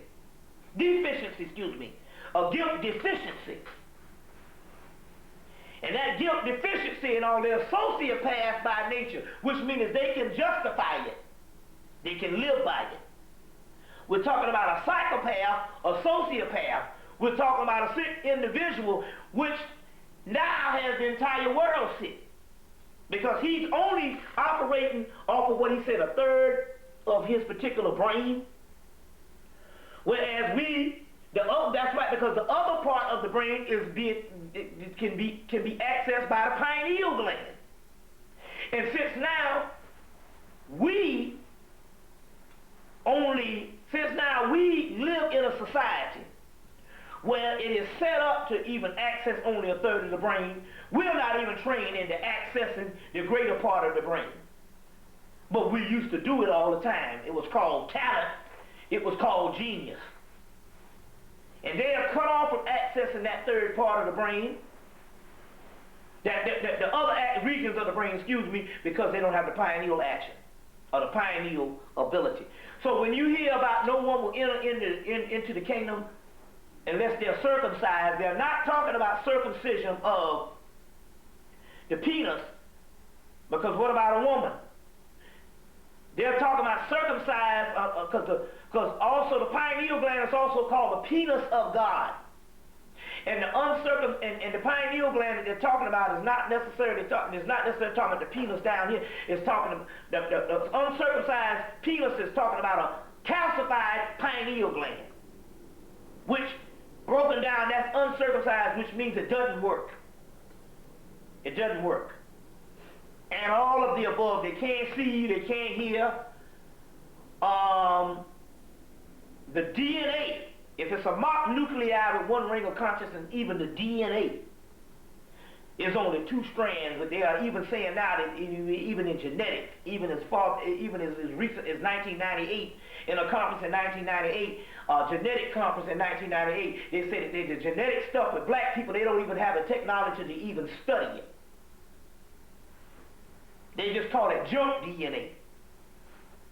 You see, they just call this thing junk DNA. They call this junk DNA. You think that relates to last week, the releasing of the Human Genome Project? Yeah, the human genome is basically their last stand to somehow ensure their genetic cohesiveness, whatever they're thinking. And all of the above comes under the human genome. But whatever the deal is based on this, they're pretty much up shit creek.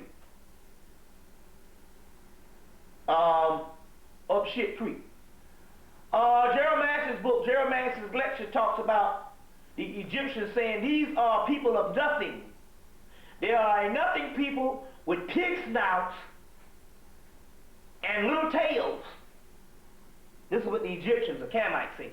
They are like unto spittle. In Deuteronomy, they say a people that's not even a people. In Deuteronomy, they say a people that's not even a people. Now, what is this thing? Originally, there was 2 types of people on earth. There are completely different types of consciousness inhabiting similar physical bodies. So there's only 2 types of people: the original offspring of the black race and then this hybrid race.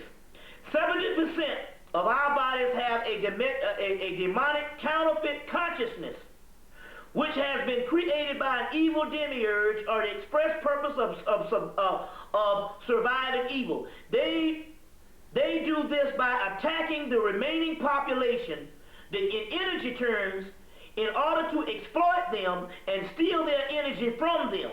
They are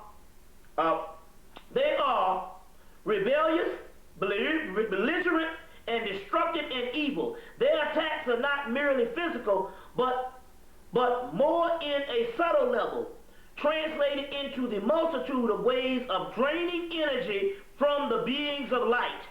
Less than 30% of the bodies have a divine consciousness within. There are divine nature, and in the nature is not one of what's this word? Warmongering, excuse me. I have to slow down. Warmongering. So they're saying that the nature of the divine beings are not one of warmongering.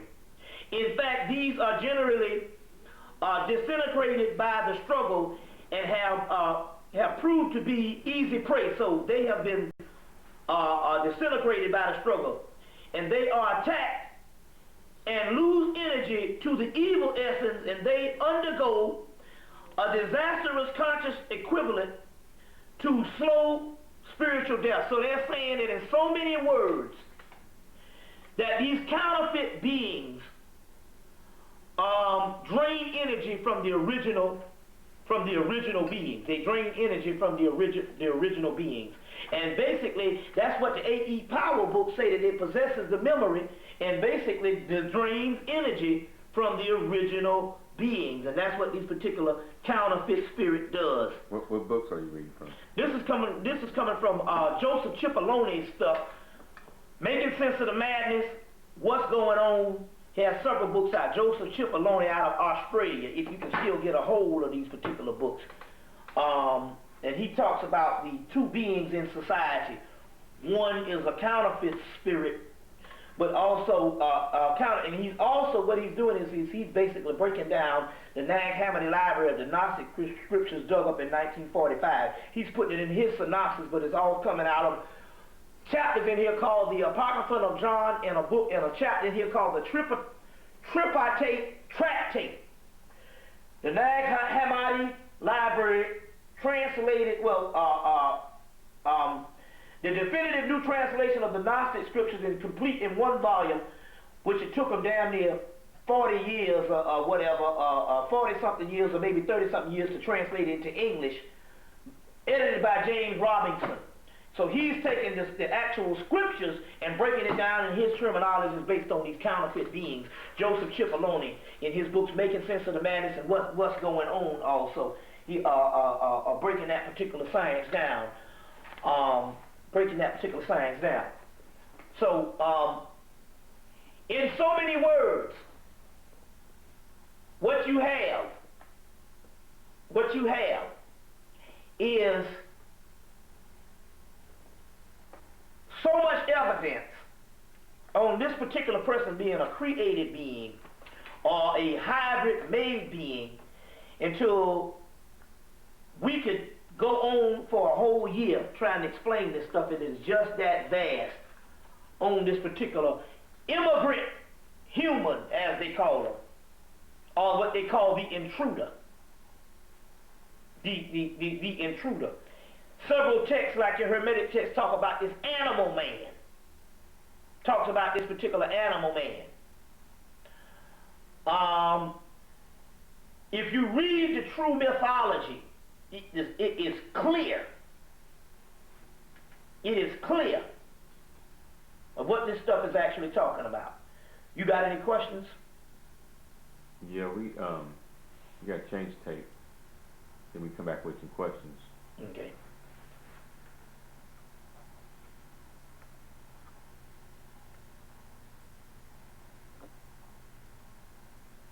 How many hours is that?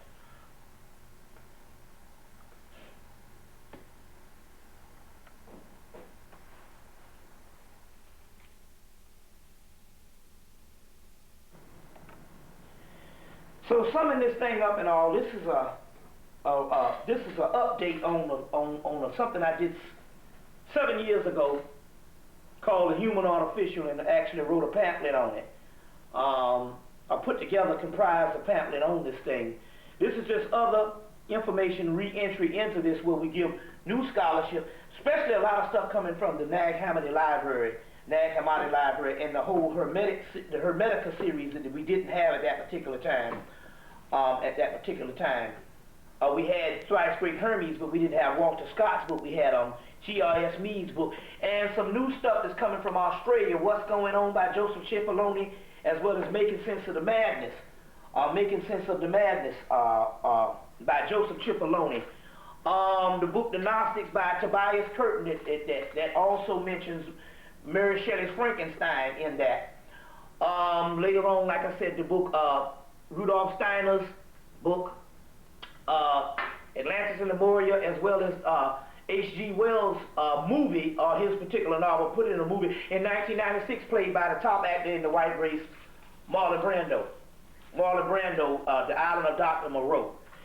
In so many words, to sum up, when it comes to people that's dealing with the theory of this particular thing, they have nothing. The only stuff that we do have is these particular texts that I have given 7 years ago and given now, which is this particular stuff in mythology and by the Egyptians and the ancients, and the ancients say that this is a hybrid made species created by an ancient priesthood, also documented in Lieutenant Colonel A.E. Powers' book, Astrobody.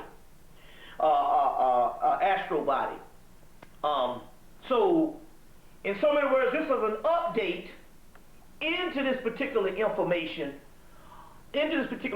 with new light and new works by the Nag Hammadi Library and the Gnostic side of things, as well as a couple of other things too.